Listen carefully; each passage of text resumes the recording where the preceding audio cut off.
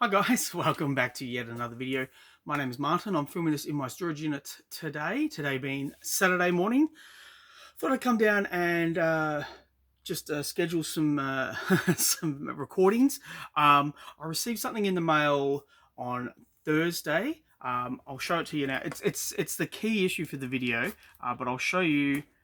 I got this big parcel, and I was a bit. I was kind of trying to remember what I ordered. I didn't order any slabs, and I didn't order like a massive amount of books. And this box isn't big enough to be like a big shipment of books. So I was really just scratching my head about, what was it? What was it that I bought? Because I have been buying a fair bit in auctions and buying groups and that kind of thing. But I thought, you know what? I'll do a video about it, and I'll do a theme video. I did Web of Spider-Man. I did Venom. Those are the last two videos I just put up. And this one is going to be all about Deathstroke the Terminator. And I'll add in this video, on this channel, I show 4 books that I select from random. Well, not really random, but I end on a key issue. And this video is all about Deathstroke. And this is issue 5. This is the earliest issue of Deathstroke the Terminator that I own. I'd love to have the first issue. Excuse me, I've got something in my eye. I'd love to have the first issue, and I'd also like to have the last issue. The last issue especially is a little bit difficult to buy because it's a small print run. So to get it in nice condition for a nice price, yeah, the planets need to align a little bit. Primarily written by Marv Wolfman. I think actually he did the entire run, but put down in the comments down below, did he leave the series at all? Because I don't exactly know. My exposure to Deathstroke really took off in the New 52 era. With the Carl Higgins run. It was a lot of fun for me. A little guilty pleasure in a sea of a whole lot of nothing for the New 52. But anyhow, we have issue 5 of Deathstroke the Terminator right here. Now, talking about the New 52, we have issue 9, and this is let's have a look. Yep, it's just Rob Liefeld. He's got just his name down here, and he took over from Kyle Higgins and Joe Bennett, and for like 8 issues at least, this was a guilty pleasure. The artwork, sorry, the action was extremely violent. A lot of gunplay, a lot of knife play, and people getting dismembered and all that kind of stuff. And month after month, it was just a book that I read first, because I was like, wow, I'm not really exposed to this character all that much. And it was a really good jumping on point for me, even though it was a New 52 era, new iteration of the character. Visually, it was very appealing, and Kyle Higgins did some really nice stories. And then Rob Liefeld took over, and he has his fans, he has his backers, but he's no Joe Bennett in terms of art style. And that's purely from a personal point of view. Don't come at me. But yeah, if I had to choose between Joe Bennett and Rob Liefeld, I'd go Joe Bennett every day of the week, because for my money, he is a stronger artist. But purely because Joe Bennett he shows the work that I want to see. But anyhow, I stuck with the series all the way through to the end, and I don't know who the creative team was at the very end, but it was a very interesting run right near the end. And yeah, there we go. So that's Deathstroke issue 9. Now, what DC also brought out was the Deathstroke Yogi Bear mashup, and this is when they did Superman and Top Cat and Wonder Woman and the Tasmanian Devil. They did Batman and Elmer Fudd. I think Flash had Speed Buggy. And yeah, Deathstroke had Yogi Bear. And I was really keen on getting this because it also had Secret Squirrel, who got his own backup in the Scooby Apocalypse series, and I was not reading Scooby Apocalypse month after month until Secret Squirrel came in, and then I just started reading it purely for the backups, and then I read it all the way through to the end of the series.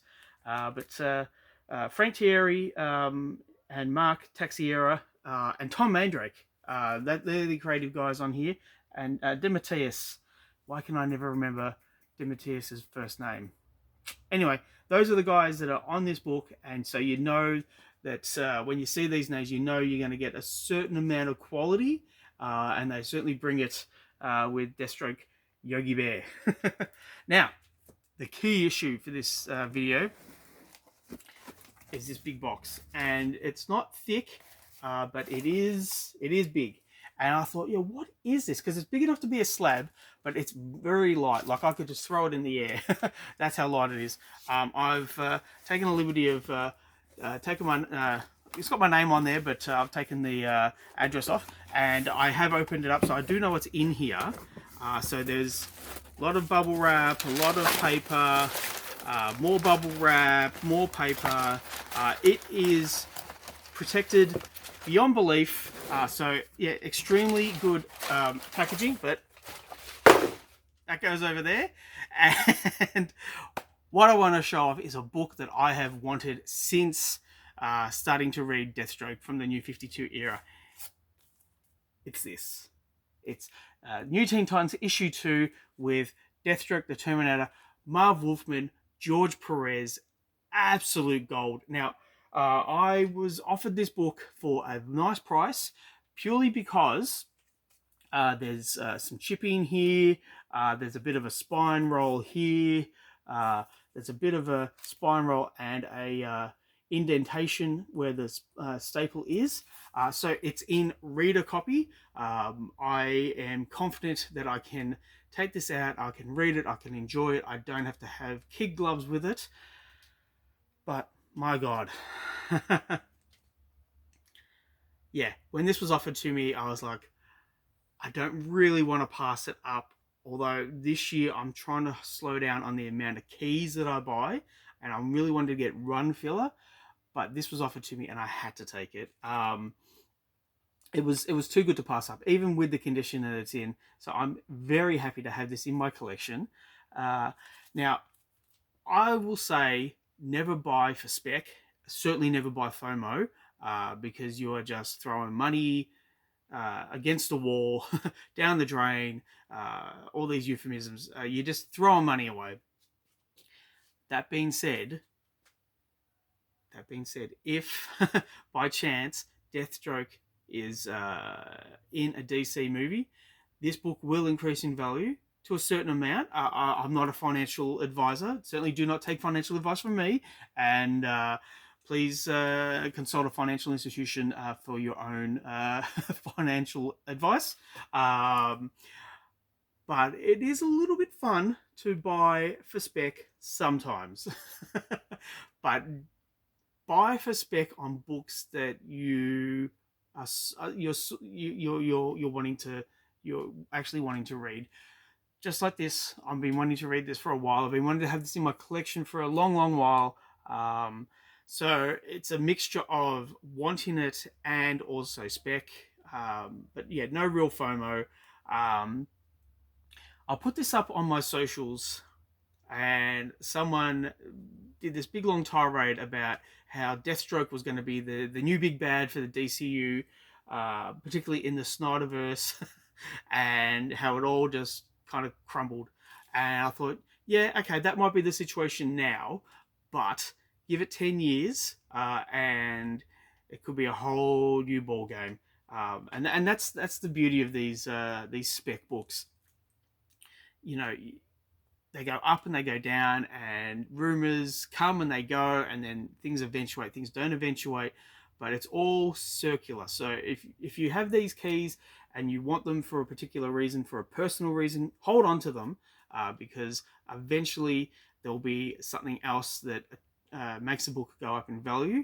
But from a personal point of view, if you buy it just because you want it, you know, it's worth everything that you're wanting it to be. And that's that's my little tirade. That's my little rant. Anyhow, that's the video for today. Please let me know what you think in the comments down below. Please like and subscribe if you wish to. I'd really appreciate it. Also, what do you think of the packaging?